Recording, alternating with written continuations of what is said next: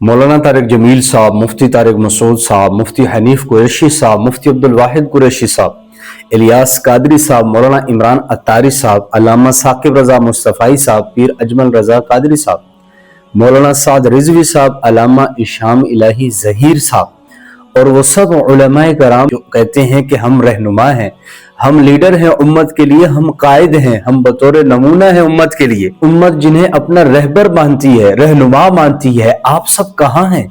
किन वादियों में गुम हैं? क्यों आप पर खामोशी का सन्नाटा छाया हुआ है? गज्जा जल रहा है, बच्चे कटे हुए हैं, औरतें खाक व खून में लथपथ हैं, माएँ चीखे मार मार कर मर रही हैं और आप लोग खामोश हैं। आप लोगों पर खामोशी का सन्नाटा छाया हुआ है, खामोशी की चादर ओढ़कर आप सोए हुए हैं।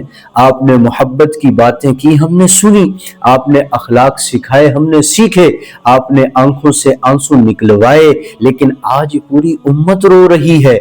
बच्चों के आंखों में आंसू हैं, औरतों के आंखों में आंसू हैं, क्या मर्द क्या औरत, सारी उम्मत ही रो रही है।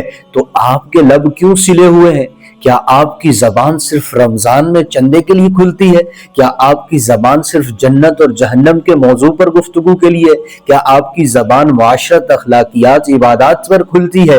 ये सारे मौजू अहम है, इन सब पर बात करनी है। या आपकी जबान जो है सिर्फ इख्तलाफी मसाइल पर बहस करने के लिए खुलती है? क्या गज्जा के मासूम बच्चों की लाशें आपके ज़मीर को बेदार नहीं करती? क्या आप इतने बेहिस हो चुके हैं कि आपके मिंबर से एक लफ्ज भी गज्जा के लिए नहीं निकल रहा? किस दीन के आलिम हो आप?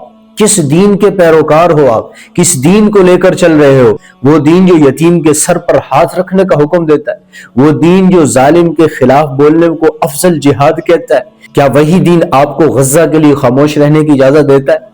या फिर आपके मसलक, आपकी जमात, आपका मदरसा, आपकी सियासत गज्जा के वासियों के खून से ज्यादा कीमती और अहम है आपके लिए? याद रखिएगा, पल्ले बांध लीजिएगा, तारीख कभी खामोश नहीं रहती। आपका ये सकूत कल आप पर गवाही दे रहा होगा और उम्मत जो आपको वली समझती है, बुजुर्ग समझती है, आइडियल रोनुमा मान रही है आपको, वही लोग आप पर कल उंगलियां उठाएंगे और वही लोग आपको मुनाफिक का लक़ब दे रहे होंगे। ये वक्त वजाहतों का नहीं है, वक्त क़यादत की जरूरत है। इस वक्त आपके अल्फाज की जरूरत है, इस वक्त आपकी लीडरशिप की हमें अशद जरूरत है, इस वक्त आपके बयानात की हमें अशद जरूरत है। या तो बोलिए इसराइल के खिलाफ बोलिए, या बोलिए तो गज्जा के हक में बोलिए, उठिए अपनी सदा को बुलंद कीजिए। या बोलिए गज्जा के हक में बोलिए, या बोलिए इसराइल के खिलाफ बोलिए, या उम्मत को धोखा देना बंद कर दीजिए। आपकी खामोशी जुल्म का साथ बन चुकी है।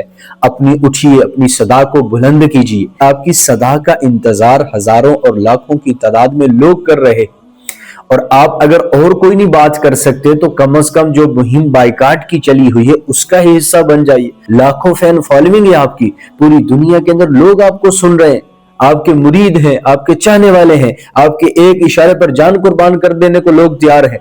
लेकिन अगर आप और कुछ नहीं बोल सकते तो बाइकाट की मुहिम चली हुई है, इसका ही आप हिस्सा बन जाए यार। इसके लिए दो चार कलिमात कह दें कि इसराइली मसनूआत का मुकम्मल बाइकाट किया जाए, इन सारी मसनूआत को छोड़ दिया जाए। यूं आपका खामोश रहना बहुत से सवालात को जन्म दे रहा है जो कल को आपको देने पड़ेंगे और आप छूट नहीं सकते।